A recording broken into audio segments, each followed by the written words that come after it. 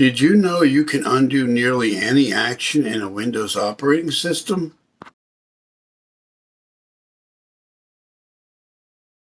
Undo everything with a simple keyboard shortcut. You probably know that pressing Ctrl plus Z will undo anything you just typed.